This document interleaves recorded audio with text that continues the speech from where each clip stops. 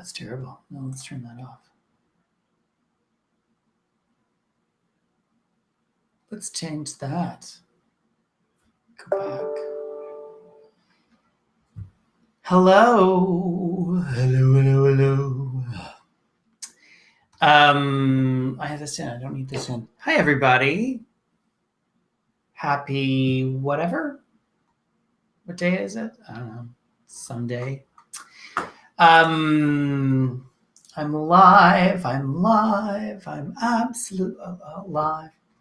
Happy Tuesday, the 26th. Oh, that sound. Do you remember we had corks? I miss corks. Corks were all right. I'm pouring myself a little glass of Cabernet Sauvignon. Mahalo. Because it's a little rainy out today, and I didn't want to do the whole cold outside, cold wine. I don't know. It's a theory thing. Anyway, hi. Here's to you.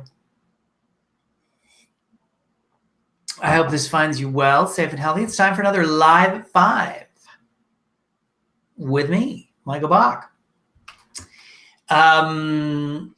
Hi, Moira. Welcome. Glad you could join. I hope you're all doing good stuff. I'm on vacation. That's why I look like I'm potentially, I'm in a t-shirt. It just looks like I'm in a t-shirt. I decided I was just not getting gussied up. I was not going to put on a dress shirt. It's not really gussied up, but anyway, I'm, just doing my thing. And this week, I wanted to talk about something specific, something very symbolic. I've got my Pride background. I can't believe it's almost the end of Pride Month. It is the 29th of June. It's kind of whipping past here. Anyway, I wanted to talk about the Pride flag. And the importance of the Pride flag. I've got a book coming up, Alphabet Soup, The Quintessential Guide to LGBTQ2+ Inclusion. It's coming out March 29th. You all know this. You can go to alphabetsoup.lgbt should you wish to support my campaign, my crowdfunding campaign that is going on right now. You can get some free stuff. Shut up. I'm going to talk about that later. Do remember to follow me on social media if you're, though that's kind of silly because you're watching me on social media. But if you're not following me on social media, give me a follow. It's super simple. I'm on here every Tuesday and Thursday for a Live at 5. Anyway, it's the last week of June, and Pride Month is almost over. So I wanted to talk about the Pride flag, and I'm gonna do my best. To share my screen here. Let's see how we do.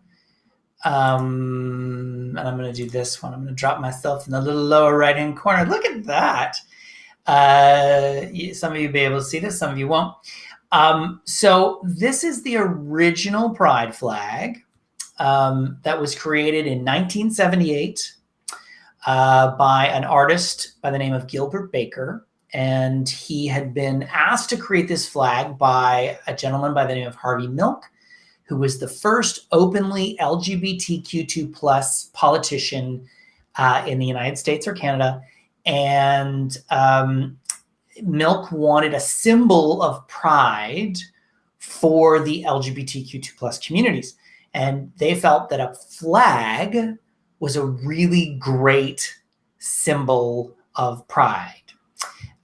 So they developed this pride, this flag rather, for a couple reasons. In 1985, Baker was interviewed, and he said that He chose the rainbow because of its association with the hippie movement of the 1960s, but also some have said that he also chose it because of Judy Garland's song Over the Rainbow from The Wizard of Oz. And of course, Judy Garland is a big icon within the queer communities. And the original flag had 8 stripes, which you can see here on the screen. They were hot pink for sex.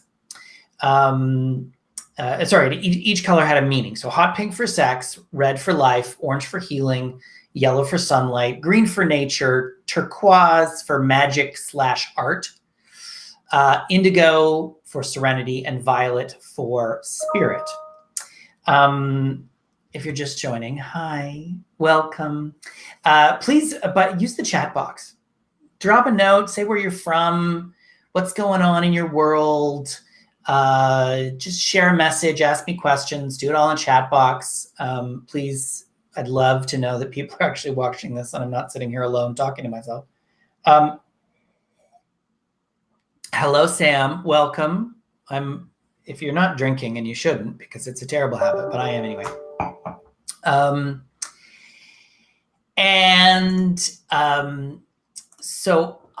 Anyway, this is the original flag. And then after Harvey Milk was assassinated in 1978, November of 1970, demand for the flag grew pretty significantly. So they started to produce it in mass production. The original was actually hand sewn, but they started to produce it in mass production. However, that's good. Sam's having coffee. Good, Sam, have coffee. Coffee is much better than wine. I don't know. Let's go with that.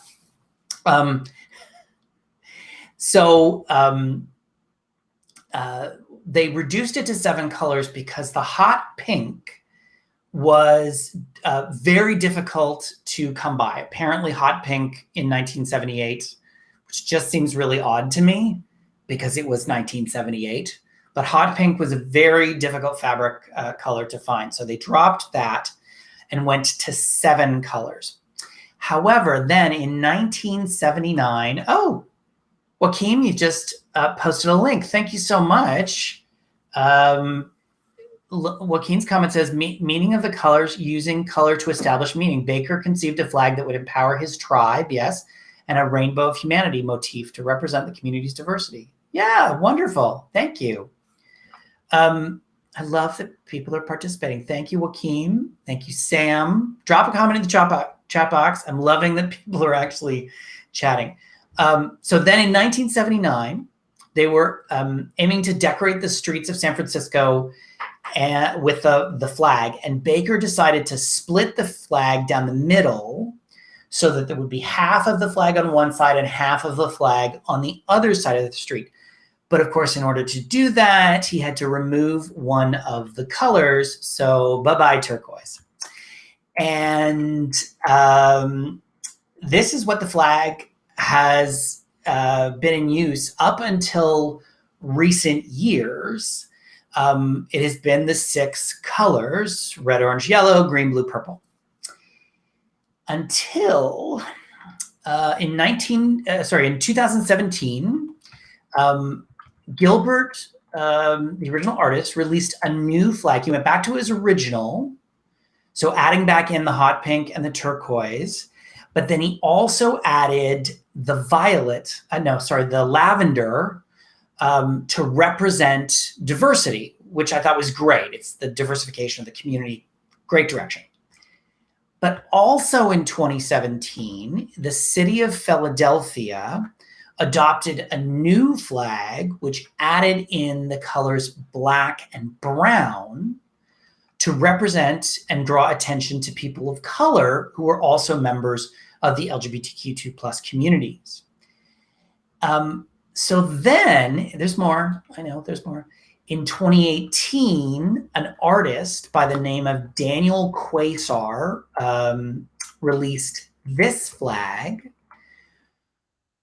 which is meant to be an inclusive flag, and it incorporates the black and brown from the Philadelphia pride flag, but also white, pink, and baby blue, which are the colors of the trans flag. And this is one I like the most out of all of them because it really is more inclusive. It really does start to encompass more members, not all, but more members of the LGBTQ2 plus communities.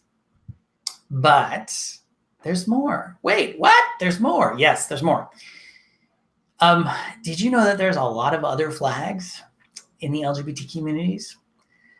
So let me show you a few. This is the bear flag, which was first came out in 1995, and it's meant to be a symbol for people who identify as bears, which are generally people who are hairy, a little larger. There's all sorts of people who consider themselves part of the bear community, but this is the flag for the bear community. And then we have the bisexual pride flag, which was released in 1998. And you see there it's a sort of a merger of two colors, the pink and the blue, forming the, I guess, what is that, lavender? No, maybe violet. I'm not very good with my colors. I'm not really gay. Then we get the intersex flag, which was released in 2013 to represent people who are intersex. Then we get the lesbian pride flag, which there are multiple versions of it, but the original was released in 1999. This one that I'm putting on the screen is the most current one. Then we have the non-binary pride flag, which was released in 2014. And the pansexual pride flag, which was released in 2010. And that's actually not even all of them. I'm going to post, I'll post a link here on my website. I've created a page which has all, excuse me, I need to wet my whistle here. I posted an image on my website of all of the pride flags, or at least all that I could find. Some are from around the world. Some are more international. But you can go to michaelbach.com/pride flags all together. And I'll see if I can post it in the chat if that works. We'll find out. I can post it to Facebook. We'll see. https:/pride flags. Let's see how that does. So michaelbach.com/pride flags. There are, in this image, there are 88 different pride flags. And I'll be honest, like there's a lot that I didn't know. Like Aro Ace, AROACE, which is short for aromantic, asexual. And there is a flag for the aromantic, asexual communities. I think it's such a great opportunity to learn about the various pride flags that are out there that people see themselves in, right? Because the one thing that the original pride flag and the subsequent pride flags, rainbow pride flags, were criticized for was that they weren't inclusive. You know, they were more representative of people who were white and cisgender, people like me, frankly.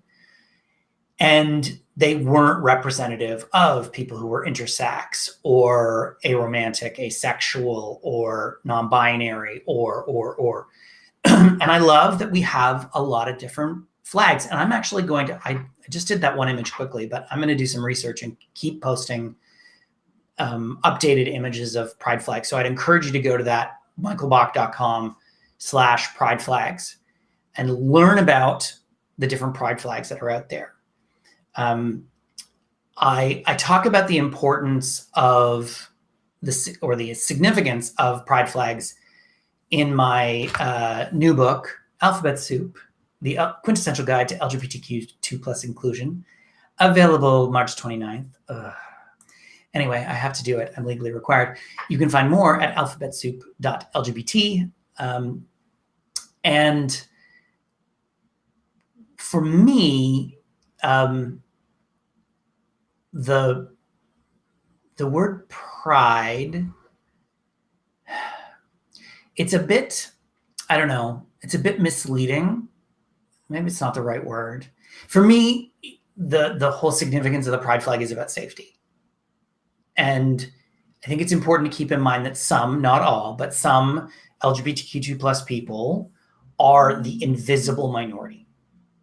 Oh, thanks, Moira. Yeah, I'm excited for the release of the new book too. I'm terrified because, well, that's what happens when I write a book. I get terrified. But I'm pretty excited because I think it's going to be pretty awesome. And if you're just tuning in, welcome. Please do drop a comment in the comment box. Say hi. Tell me where you're from. Anyway, coming back to what I was saying. So the reality is that some people within the LGBTQ2 plus communities are not always obvious. We can hide our identities, and we do that because we don't know if we're safe. We need to know we're safe because so many of us have faced homophobic, biphobic, transphobic hate.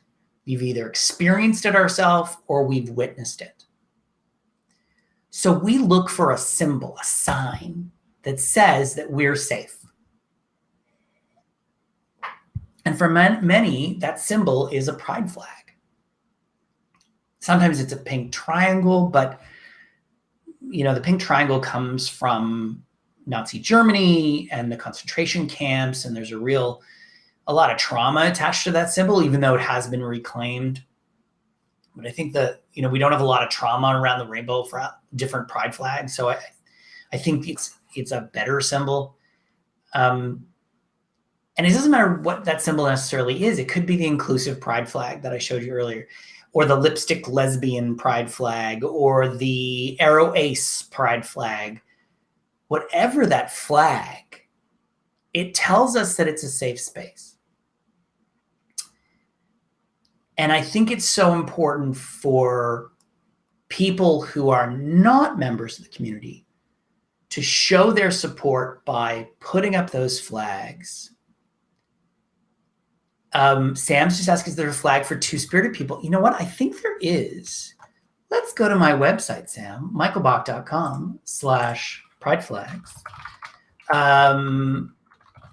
Because I just put it up there, and I'm going to look.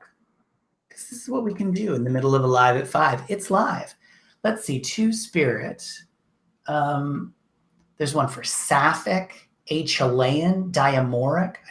I'm actually going to have to go back and look these up because I don't know what some of these mean. So I'm actually looking forward to that. I'm looking. I don't see.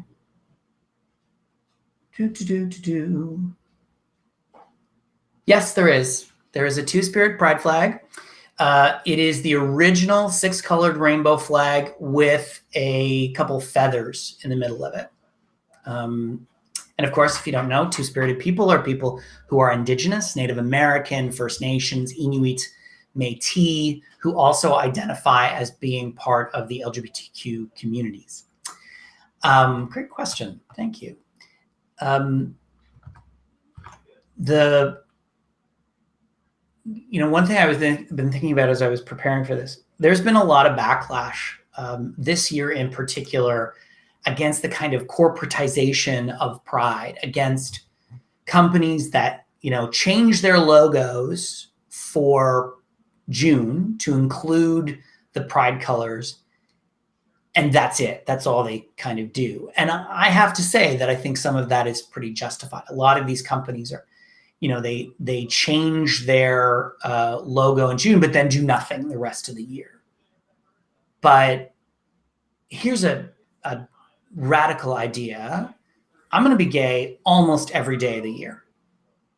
Like, I take off the high holidays for obvious reasons, but like, if you're LGBTQ2+, you are that way every day of the year.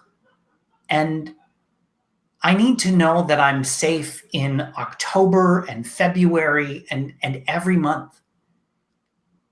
And I also need to know that I can succeed in an organization. Ask yourself a question. Can you name an openly LGBTQ2+ CEO of a big company? Not an entrepreneur, I'm talking about big companies. I can think of one in Canada and one in the United States. And in fact, the one in Canada, I'm not even sure if he's out. So what have these companies done to ensure LGBTQ2+ people can succeed in their organization? And if you don't think we need this anymore, I want to remind you of a couple things. One, there are still 71 countries on the planet where it's illegal to be gay, lesbian, or trans. Just this year, 2021, over 30 states in the US have either introduced or passed legislation banning trans people from participating in sport in high school, college, and universities based on their gender identity as opposed to their sex assigned at birth. And at the beginning of June, here in Toronto, there was a homophobic attack on Toronto Island, which is the gay beach. A young man was beaten unconscious by 3 people. In Windsor, Ontario, there was an ice cream store. This is ridiculous. An ice cream shop refused to put the picture of a drag queen named Jimbo, who was on Canada's Drag Race. They refused to print that picture on the ice cream cake because they thought it was too erotic. It's not even like, if you look at that picture and think it's erotic, you really should seek help. But it was completely, and the ice cream shop's excuse was just total BS. It was nonsense. It was offensive, to say the least. But this is what we're dealing with. And this is what we deal with every day. That there are still safety issues. Keep in mind, in every state in the United States, LGBTQ2+ people can be fired for any reason. Any reason. Anybody can be fired for any reason. But if you come out at work and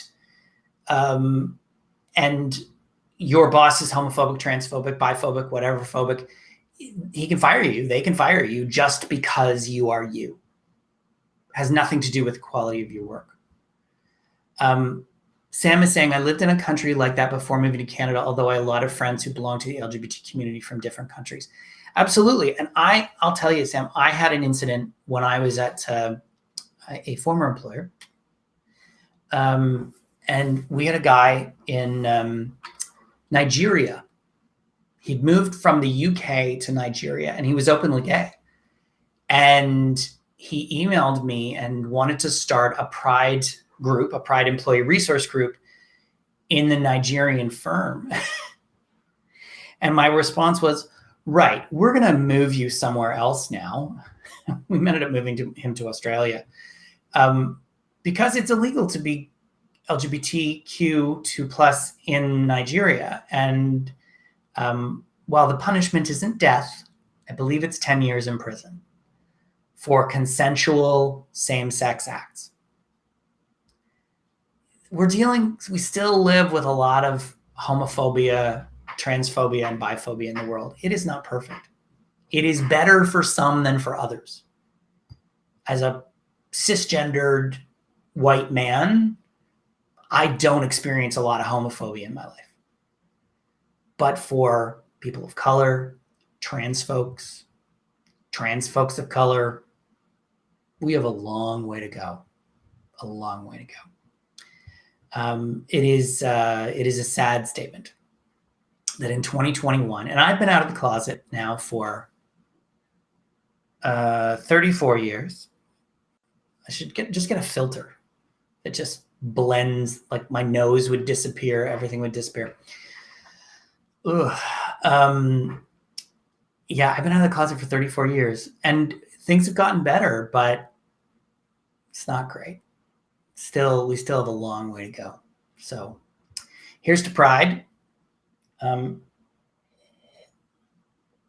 hope you've done something for pride.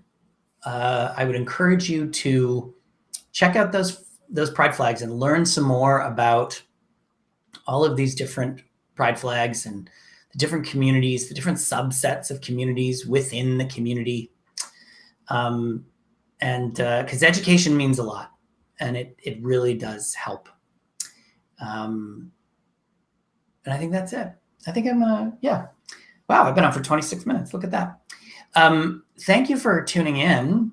Another Live at 5 with Michael Bach. I'm going to be back Thursday, even though it's Canada Day, which I am not celebrating. July 1st at 5 o'clock, I am going to be talking about my coming out story. That's right. Everything you've always wanted to know about how I became the mighty homo sitting in front of you. I hope you're well. Remember to visit my website, michaelbach.com, to find out more, to sign up for my mailing list, doing a monthly newsletter, also to learn about my crowdfunding campaign. You can go to michaelbach.com or you can go to alphabetsoup.lgbt. It takes you actually to the same place. I just think it's cute to have a domain like that. And remember to follow me on social media if you're not. Thank you for the education. Yes, you're welcome, Moira. Thanks for joining me. Sam, thanks for joining me. All of you, thanks for joining me. And yes, I will see you on Thursday. Come back Thursday, have a drink, a cup of coffee, whatever. And I'll see you Thursday for another Live at 5. Bye, y'all.